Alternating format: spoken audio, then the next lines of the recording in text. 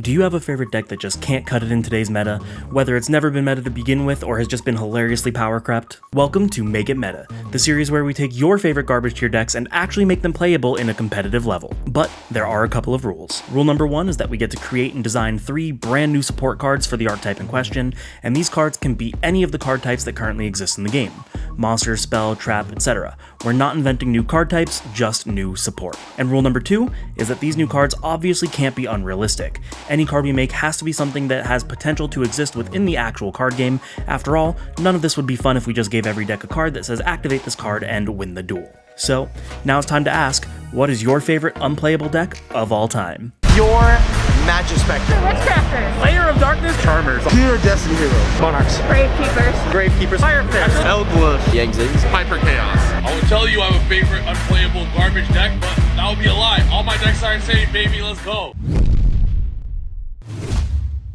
What's going on, guys? Welcome to the first ever episode of Make It Meta, the very first full-fledged series that I am doing here on my YouTube channel. So I'm going to give you guys a little bit of an additional introduction. This isn't going to be in every episode. I just want to do it for this one since it is the first. Today we are going to be talking about Toons, which is one of the oldest archetypes in the game of Yu-Gi-Oh!, as well as my personal favorite archetype in the game, despite the fact that it is completely unplayable. So the way that this is going to work is we have 3 brand new support cards that we created using the rules outlined in the intro that you guys saw, and we are going to put those to the test in a best of 3 match against one of the top meta contenders. In this case, it is going to be Spright, but make sure you stay tuned until the end because after the duel, we are going to come back and talk about how we did and whether or not we successfully were able to make Toons meta, regardless of whether we win or lose the upcoming match. The whole idea is that it is going to be a strong meta contender based on just receiving 3 new support cards, so hopefully you guys enjoy. And to start the match, we are going to go with our dice roll, and you see that the Toon player, me, rolls a 12,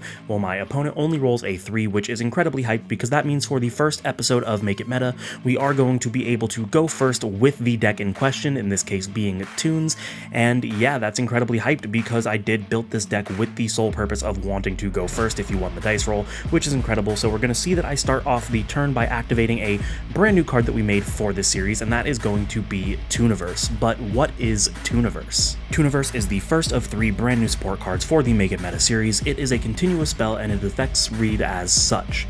You can only control 1 Tooniverse. When this card is activated, you can add 1 Toon monster from your deck to your hand, or activate 1 Toon World or spell trap card that lists Toon World in its text from your deck. This card is treated as Toon World while face up on the field. All monsters on the field and in the graveyards become Toon monsters. Toon monsters you control can attack directly. Now, this does a couple of things for the Toon archetype, so let's go ahead and talk about that. First and foremost, it acts as a starter or extender in a similar way that Toon Table of Contents or Toon Bookmark will. We've already seen with what Konami has given the Toons that they are not afraid to give multiple effects that search the deck, so adding that effect to Tooniverse just kind of seems like it fits in with the archetype. The second thing that it does is it changes all monsters on both fields and the graveyards into a Toon monster, which kind of fits with the theme that we saw in the anime as well as some of the other Toon cards like Comic Hand, that the entire point of this archetype is to make Toons. Now, that is also why we added the effect that it can attack directly if it is a Toon, because if you were to create or take a monster from your opponent and or just summon a non-Toon monster, now it has that ability that all Toons inherently have, because after all, we are now in the Tooniverse. And the last thing that we need to talk about is the hindrance of you can only control 1 Tooniverse.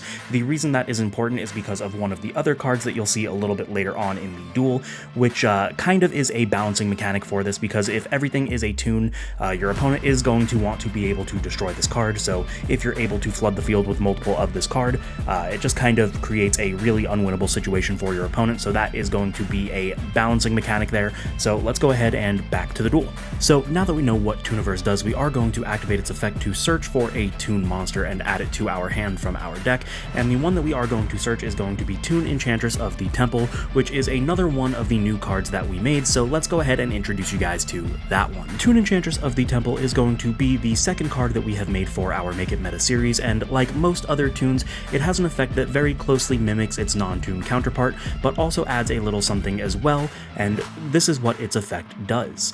If you control Toon World, you can special summon this card from your hand. You can banish this card from your hand or graveyard, special summon 1 Parrot token, Dragon, Toon, Wind, level 5, attack 0, defense 0.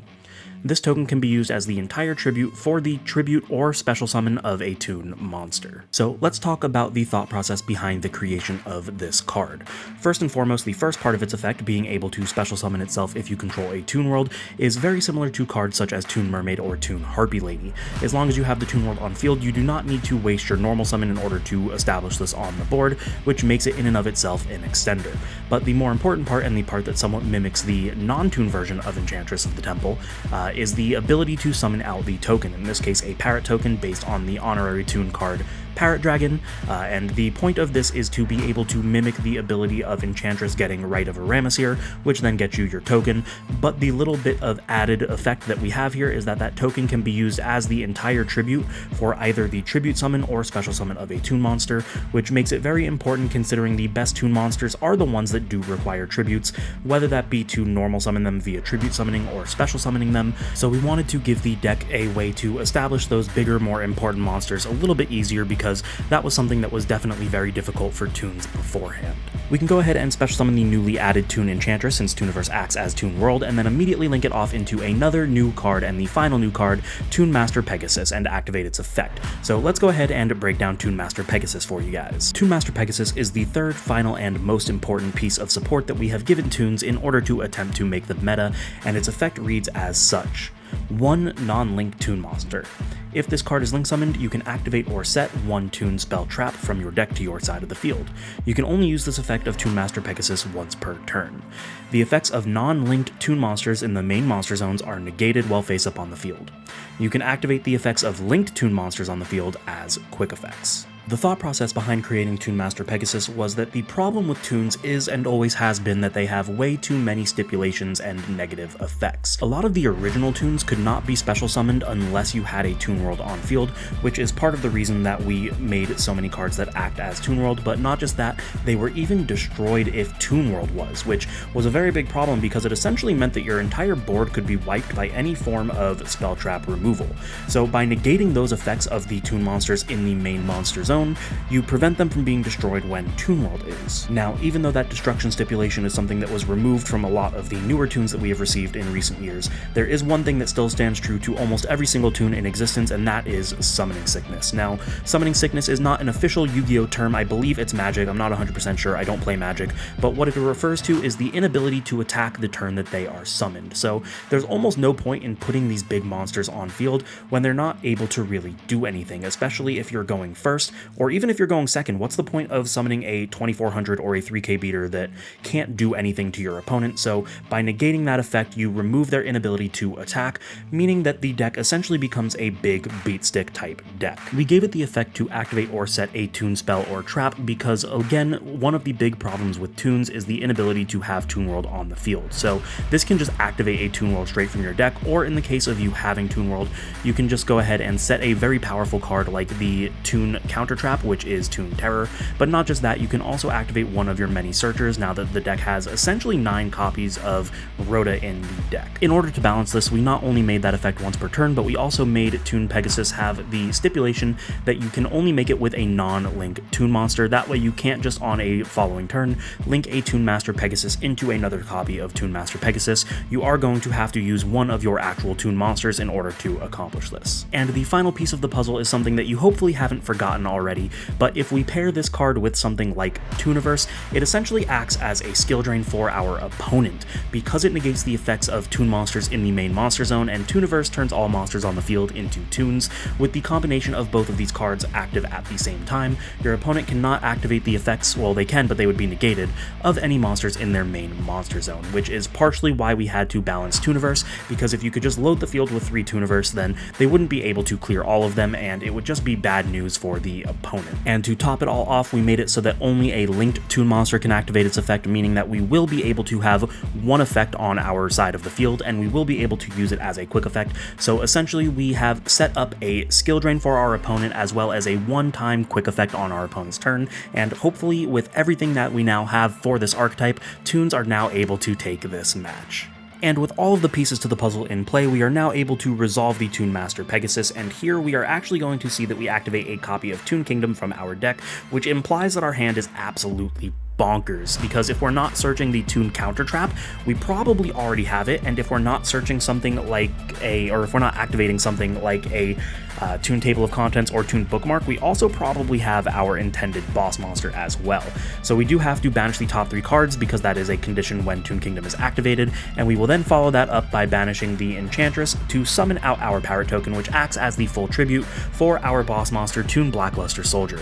Because Toon Blackluster Soldier is being pointed to by Pegasus, it is considered linked and is not under the effect negation of being in the main monster zone, and not only is it not under the effect negation, its effect is also now a quick effect, meaning that it can banish a card our opponent controls as a quick effect. We set one card and pass to our opponent, and now my opponent is in a bit of a pickle. With these being brand new cards that he's never dueled against before, he has to figure out how he's going to out this board. So we have the Tooniverse making anything that he summons become a Toon monster, Pegasus negating the effects of all Toon monsters in the main monster zone, as well as the Blackluster Soldier being able to banish a card as a quick effect, which is very important because the one zone that is not negated is going to be the extra monster zone. So with our opponent playing Spright, they are going to have to summon the Gigantic in the extra zone, and being able to banish it kind of just turns off their play. Now, I do have to admit that my camera did die, so we had to pause our duel for a little bit while it charged, and because of that, we kind of forgot the board state, and I allowed him to resolve his Swap Frog. We do catch this a little bit later, and we just put the Swap Frog back into the deck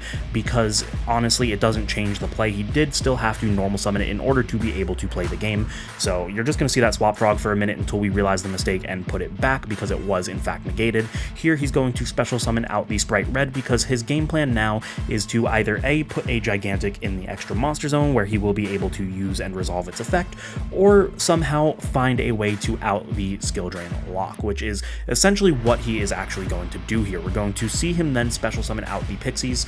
This is where we realize that we messed up and we put the Swap Frog back in. Again, thankfully it doesn't change the course of the game because he did need to normal summon the level 2 in order to put the correct number of materials that he is going to need on his board, and if I remember correctly here, he is going to take the Swap Frog and the Pixies, and this is going to go ahead and let him summon out the copy of Nightmare Phoenix. Now, Nightmare Phoenix is very important here because he can use its effect, since it is in the extra monster zone and not the main monster zone, to discard a card and destroy the Tooniverse, which essentially removes the lock from his side of the field. Here he's going to debate what to discard. He ultimately decides to discard his copy of Infinite Impermanence because the effect of Toon Kingdom prevents my Toon monsters from being targeted, so Infinite Impermanence doesn't really do anything here. Again, he's just kind of taking some time to determine what he is going to discard, but again, if I remember correctly, yep, it is the Infinite Impermanence. He targets the Tooniverse, but we opened the Toon Terror, the counter trap to negate and destroy the Phoenix, which really puts a damper in his plan, because if he was able to do that, then he might have been able to continue playing without having his effects locked. Maybe he has, like a blue or something in his hand that he could special and resolve, assuming that he was able to make it so that his monsters were not Toons. Unfortunately, that is not the case here. Here we are going to see, I believe he's going to special summon another Spright monster. No, actually, he's going to special summon out the Druis Worm. So the reason he's special summoning out the Druis Worm is he probably doesn't have anything else in his hand, and he needs another material. That way he can link into a copy of Spright Sprind. The reason that Spright Sprind is so important here is because it is being made in the extra monster zone. He will be able to activate and resolve its effect, sending the copy of Nimble Angler from his deck, since it is not negated under the Toon lock that we have established. When he sends the Nimble Angler, he's able to activate its effect in the graveyard to summon out 2 copies of Nimble Beaver, again giving him the correct number of materials that he is going to need in order to continue attempting to play this game, because now what he can do is he can take one of those Nimble Beavers and overlay it with the copy of Sprind. Again, it has to be the Sprind because we need that Gigantic in the extra monster zone, since the extra monster zone is the only zone that is currently not being negated by our Toon Master Pegasus, and then he will be able to attempt the Gigantic effect to continue playing his turn. But instead of activating the Gigantic effect, we're actually going to see that he enters battle phase here, likely thinking that what he wants to do first is swing over the Blackluster Soldier, but then I think he remembers that Toon Kingdom can instead save cards that would be destroyed by battle or card effect, so I think he's going to swing into the Pegasus just to attempt to maximize his damage. Unfortunately, because the Blackluster Soldier is a quick effect, I'm able to just banish the Gigantic here. If I remember correctly, I believe his line of thought here was that if he can make Zeus, he can wipe the board. because Zeus is able to just clear everything by sending it to the graveyard, making it in the extra monster zone. Not much that I could really do to stop it. Even if I were to use the effect of Blackluster Soldier to banish it, it would still resolve, so he's just going to set one and pass his turn. Here I'm going to enter main phase and normal summon a copy of Toon Goblin Attack Force, and because we have our effects negated, it is able to attack the turn it's summoned, and you can see here that I attack with all of my monsters, putting my opponent down to 1200 life points, and I pass on to him. Now, I don't think that he can really get out of this at this point. He's going to have to really figure out something to get rid of my effects. Again, I still have the Blackluster Soldier, so even if he were to make another XYZ, I'm not going to let him get into Zeus, and here we're going to see that my opponent is actually just going to reveal his hand and concede, because unfortunately there really isn't much that he can do, so he's going to plop down, I believe it's the carrot, onto his side of the field and give me game 1. And with a big win for Spright in Game 1, we are going to move into Game 2 with our opponent opting to go first, but this makes me very excited that the Make It Meta series is already off to an incredible start with Toons beating Spright. Had you told me this a couple of days ago, I would not have ever believed you that Toon would be able to win against one of the top decks of today's meta. So we're going to see that our opponent starts off his main phase by discarding the copy of Nimble Angler to summon out his copy of Swap Frog, making the Angler as Chainlink 1 and the Swap Frog as Chainlink 2. Swap Frog is going to send an additional copy of Swap Frog to the graveyard, while the Nimble Angler is then able to summon 2 copies of Nimble Beaver from our opponent's deck to his side of the field, meaning that he has everything he needs in order to set up a very formidable board for us to have to break through. Since he's already got Swap Frog on the field and already used the effect of Nimble Angler, that means he is able to skip a very crucial step for most Spright combos, and that is going to be Spright Sprind. Without needing to make Spright Sprind, he can just take his 2 beavers and overlay them into a copy of Gigantic Spright. And since the Swap Frog already exists on the field, he can use the Gigantic Spright to summon something more important, like a copy of Blue. Unfortunately, I do have the Ash Blossom to prevent the effect, but since the way that he started his turn was with the special summon of Swap Frog, he still has a normal, and he is able to normal summon the copy of Nimble Beaver from his hand and activate its effect, which will summon out the last Nimble that he has, which is going to be the Nimble Angler, because there is no point in having that in his deck anymore with the rest of the Nimbles already out. Yes, that does make Spright Sprind a dead card in his extra deck, but it's not the end of the world, because he's able to still set up his full Spright board while also leaving Gigantic established to potentially be able to use it on his next turn, because what we're going to see now is he's going to take his Beaver and his Angler, and he's going to link them into a copy of Spright Elf, and because we already have a copy of Swap Frog in the graveyard as well from the first Swap Frog summon, he is going to be able to use the Elf that we just saw him summon to reborn that copy of Swap Frog and overlay both of his Swap Frogs into the formidable Totally Awesome. So now we have a double Omni Negate because the Toad will be able to Omni Negate once, the Elf will be able to reborn the Toad for an additional Omni Negate, and we are playing Toons, which, again, if you told me a couple of days ago, I would have never thought would have been able to play through a board like this, because 2 Omni Negates is just insane against something like Toons. He's going to set 2 cards and pass it on to me. In the standby phase, he's going to activate the effect of the Totally Awesome to summon out a copy of Swap Frog from his deck. Now, I'm not quite sure if there was a reason for doing this. Typically, you want to do this if you have something like a red on board, just to make sure that you have an additional level 2 to negate, but he's going to go ahead and do it. We're going to proceed to my main phase, and I'm going to activate Toon Bookmark. Now, starting off my turn with Toon Bookmark is really cool for a couple of different reasons. Reason number 1 is that it will let me add essentially any Toon card from my deck to my hand, because the only stipulation is that it lists Toon World in its text. And the other reason is that once it is in the graveyard, it acts as protection for any Toon World, which means that if he were to do something like try and negate my Tooniverse and destroy it, he would be able to negate it, but I can protect it from being destroyed, which leaves it on field for its continuous effects. Now, he's just kind of clarifying what Toon Bookmark does, because let's be honest, there's nobody on the planet other than me that's familiar with Toons, so he decides that because it allows him to, or allows me to protect my Toons, he's going to use the Totally Awesome to negate it and set it to his side of the field, because if it's set to his side of the field, I can't use its protection effect. But I do have a Toon table of contents, which is essentially a Diet Toon Bookmark, and I'm going to be able to resolve that. He tries to shotgun the Elf to reborn the Toad, but I don't yet control any monsters, which is unfortunate for him, so he doesn't opt to do it, so we are going to search the copy of Toon Toon Cyber Dragon. Now, Toon Cyber Dragon is just like a regular Cyber Dragon. If I control no monsters and my opponent does, I can special summon it to my side of the field, which is very important because I have a little bit of a trick here.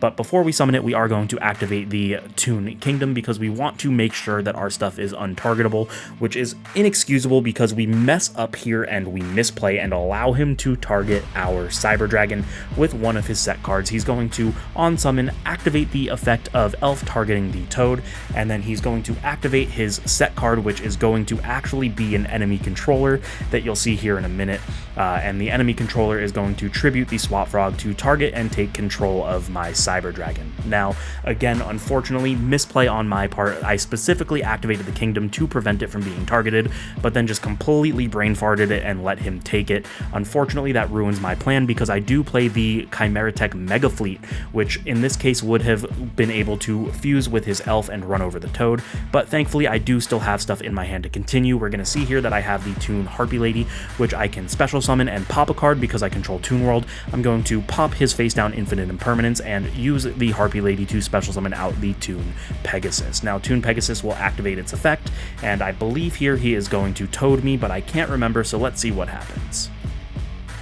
Yep, it looks like he uses the Totally Awesome, and I use the effect of Toon Kingdom to prevent the Pegasus's destruction, so he can't necessarily set it to his side of the field. I mean, he wouldn't be able to anyway, but having it on the field is very important for the next play that I have, because next we have not normal summoned. We are going to normal summon out our Blackstone of Legend, which again is an honorary Toon card because here we are able to tribute it to summon a copy of Red Eye's Toon Dragon from our deck, and we're going to make sure we summon it in a non-linked zone. That way it is negated by the Pegasus, meaning that it will be able to attack this turn. With Red Eyes able to attack this turn and Toon Pegasus actually being 100 attack points higher than my opponent's Sprite Elf, we're going to go ahead and enter our battle phase, and we're going to essentially clear his board. We're going to swing into the Elf with the Pegasus for 100 damage. We're going to swing into the Gigantic with the Red Eyes for another 800 damage, and then we're going to end our turn and gain control of our Cyber Dragon back, passing it to our opponent. And it's looking really good for Toons because I believe my opponent only has one card in their hand as well as the card that they drew,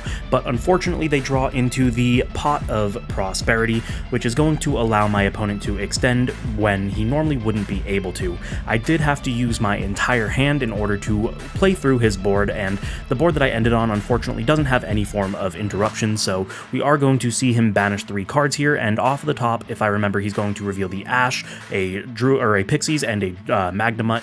This is going to give him the option to add a copy of Pixies, just in case anything weird happens. He does have that Honest or an additional special summon, but he did add back the Beaver with the effect of Toad, so he is able to normal summon the Beaver here as the other card, even though he drew the Pot of Prosperity. The Beaver is going to activate its effect and summon out a copy of Angler from his graveyard, which is then going to allow him to extend even further because he can take the Angler and the Beaver and he can link them off into his second copy of Sprite Elf.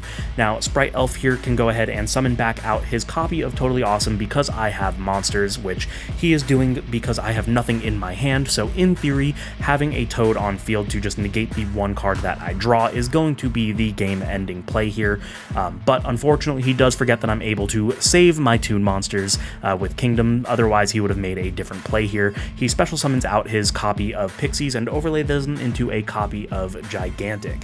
Now, Gigantic is going to activate its effect and summon out a copy of Sprite Blue from his deck, and Sprite Blue will allow him to search for the copy of Sprite Jet that we're going to see here happen now.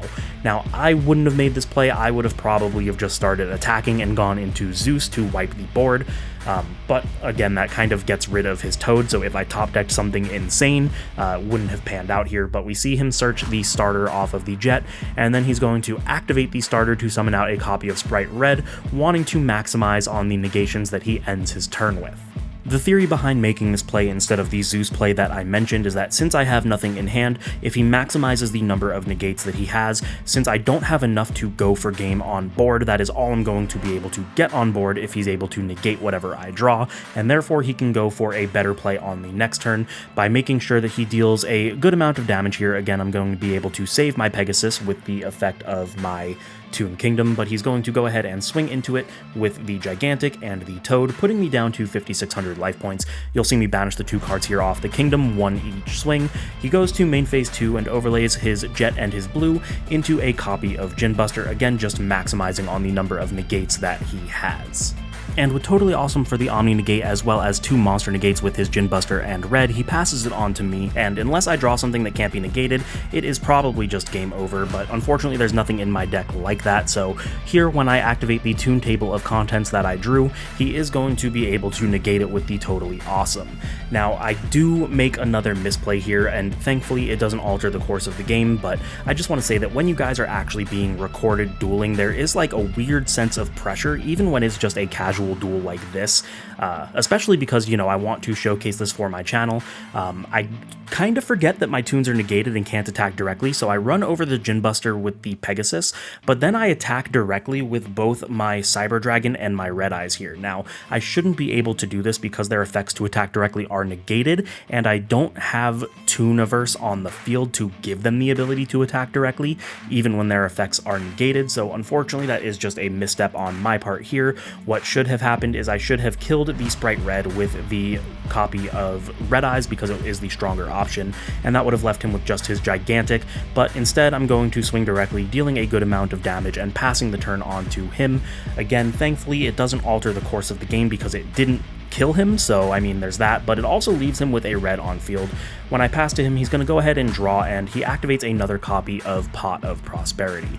Now here he thinks for a minute about what he's going to banish because he's already banished 3 and he's used quite a bit of his extra deck, so there isn't really much left, but then he sees what the game-winning play is and makes the correct banishes. So off the Prosperity he is going to reveal an enemy controller, a Spright Carrot, and a Spright Smashers, but the Spright Carrot is what he needed because at this point in the game all he really needs to do is establish another XYZ on the field that has multiple materials because the game plan is to make Zeus. So we're going to see him special the Carrot, overlay the Carrot and the Red to go into the copy of Sky Cavalry, and then he will just enter battle phase. I have nothing to do to contest this, so he is going to swing for the most damage possible, swinging into the Pegasus both times. This is going to leave me at 3,400. You're going to see that I banished these 2 cards here. I'm holding them in my hand for an awkwardly long amount of time. I don't know why. I forget what we were talking about at this time, but those 2 cards that you see are banished for the effect of the Toon Kingdom to keep my Pegasus alive, but here he's going to main phase 2, go into the Downard and the Zeus, and he's going to use the Zeus to clear my board since it sends to the graveyard and doesn't destroy.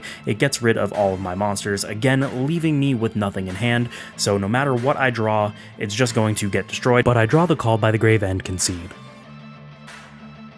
Now, I don't know about you guys, but Game 2 made me incredibly hyped because of how close that was. Who would have thought that just by adding 3 new support cards, we would be going into Game 3 of a Toon vs Spright matchup, and because I lost Game 2, I'm going to opt to go first, but hopefully we are making YouTube history because this is just such an incredible feeling here. We are going to start our turn by activating the copy of Toon Bookmark, and our opponent unfortunately did not open the Ash Blossom, meaning that we are pretty much free to play, and we are going to add the copy of Toon Kingdom. Now, if we're adding Toon Kingdom, you can assume that our hand is absolutely busted because we probably already have something like Tooniverse. We're going to go ahead and activate the Toon Kingdom, banishing the 3/4 cost, which means that we can go ahead and play our turn without the fear of being targeted by cards such as Imperm or Effect Veiler, and I was correct, we did open the copy of Tooniverse. We are going to use its effect to add a Toon monster from our deck to our hand, and we are going to add the Blackluster Soldier, furthering the idea that our hand is just absolutely insane because we didn't have to add something like the Enchantress. So by adding the Blackluster Soldier, we show that we have the Enchantress in our hand, we special summon it since we control a Toon world, and we immediately link it away into our copy of Pegasus. Now, typically Pegasus would have to activate something like Toon Kingdom, or something like a Toon Table or Bookmark to search, but because we already have all of the pieces in play, we are able to use its effect to set our counter trap, the Toon Terror, meaning that we have the full lock for our opponent, because now we're going to be able to take the Enchantress in our graveyard and banish it, summoning out our Parrot token and using the Parrot token as the full tribute for the Blackluster Soldier.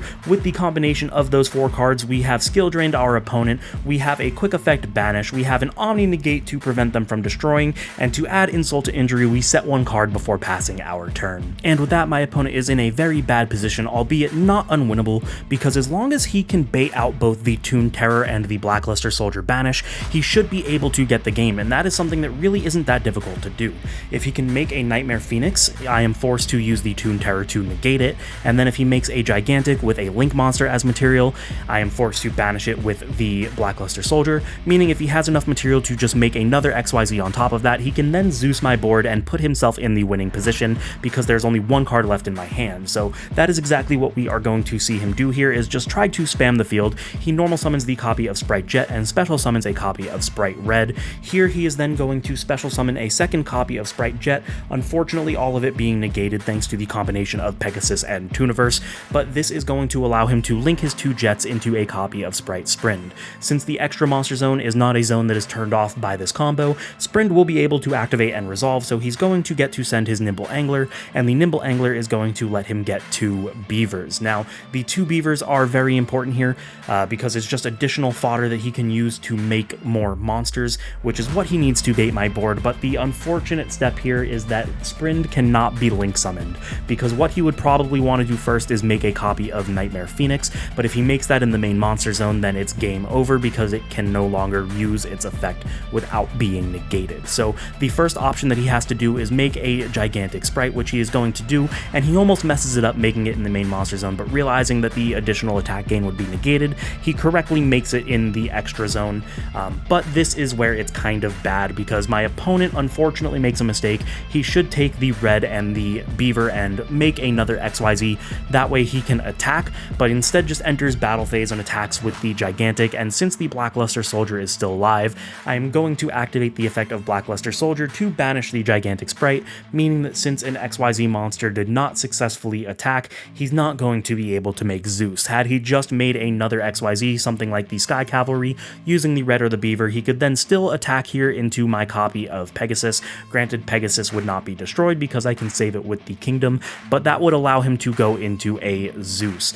But since he wasn't able to go into the Phoenix, he still has the Toon Terror to deal with anyway, so here he's going to summon out the Gigantic, hopefully just baiting the Toon Terror and me having nothing else, but unfortunately the back row that I set was not a bluff. The Infinite Impermanence is going to come out and negate the Gigantic, meaning that I still have my Toon Terror live, so I still have an Omni Negate, and this spells disaster for the Spright player. With not much left to do, he considers his option before ultimately just setting 2 cards that he has in his hand and passing his turn. If only the 2 cards that he is about to set were additional Spright names or other extenders, he would have been able to actually break the board, which would have been so incredible that he would have gotten out of this insane lock through an Omni Negate, a Skill Drain, and a Banish, but unfortunately that's all she wrote because I am going to normal summon out a copy of Toon Goblin Attack Force, and because Toon Kingdom prevents my monsters from being targeted, his 2 back row don't really matter, meaning that I'm able to use the Blackluster Soldier to banish the copy of Gigantic Spright, making sure that he is not able to continue on his next turn. I swing with all of the damage that I have, leaving him at 1200 life points, and with nothing left for me to do personally, I pass my turn, but my opponent is still going to be locked under the Skill Drain-like lock with the combination of Pegasus and Tooniverse, not to mention that I still have my Blackluster Soldier banish, and to top it all off, because he was never able to bait the copy of Toon Terror, I do still have an Omni Negate on my board. He draws for turn, and unfortunately, there really isn't much left for him to do. He's going to actually summon out a copy of Druis Worm that he has in his hand here. You're just going to see him kind of deliberate and debate on what he wants to do. So he's going to banish out, I believe, a copy of Spright Jet, and that is going to let him summon out the Druis Worm. And then as long as he can put another monster on board that is a level 2, he can at least try to go into a Spright Elf. Granted, the Spright Elf won't really be able to do much. We're going to see him normal out the copy of Carrot and do exactly that. He's going to link summon out into his copy of Spright Elf, and he's going to attempt to activate the Spright Elf effect to reborn a level 2, hopefully making a Gigantic to swing over me again if he runs another Gigantic. Unfortunately, he's not able to use the Druis Worm effect to send a special summon monster because it targets, and Toon Kingdom prevents the targeting. I activate the Toon Terror here, and that is all she wrote. Toons wins, but how did we do? Wow, guys, the first thing that I want to say is thank you so much for those of you that actually made it this far. It does mean so much to me. Hopefully it paid off by seeing Toons win against Spright in a best-of-3 matchup. Now, I do need to say that I need to give some credit where credit is due. I did not think that it would be so difficult to make cards that would actually make Toons meta, but it took me over a year to create these cards and get it to a playable status. The first drafts that I had, I thought were absolutely broken, and just to put into like a time frame, this was back before Nationals last year. I was playing against Sword Soul and couldn't even take a game with cards that I thought, while making, were absolutely insane. So credit to Konami and their card design team. I didn't think that it would be this difficult to create cards, but honestly it is insane because you have to keep it balanced. You can't just make things that are just insanely broken or just instant win conditions, and the fact that Spright was able to continue playing even through the lock and still had a chance shows that I did a good job in balancing these cards. So hopefully you guys enjoyed it. This is the first series that I have ever done, so it does mean a lot to me. Please let me know what you guys think in the comments down below. You know the deal. Make sure to subscribe, hit the notification bell, like, comment, share with your friends, maybe consider supporting me on Patreon. I promise you guys that episode 2 is not going to take me a year to get to you guys. Hopefully the goal, and I don't want to promise anything, but the goal is to get at least one Make It Meta video per month. So hopefully we will have another one for you guys in February. I know that it's very close, it's the end of January already, but we will see where we go. And the last thing that I want to say is make sure to check out the original artist of the cards that I made. I did just find the art online on DeviantArt, so I'm going to go ahead and link the artist down below. Hopefully he's okay that I used them. I did make sure to give credit in the video, so hopefully he's not too mad. But thank you guys so much for watching, and I will see you in the next one.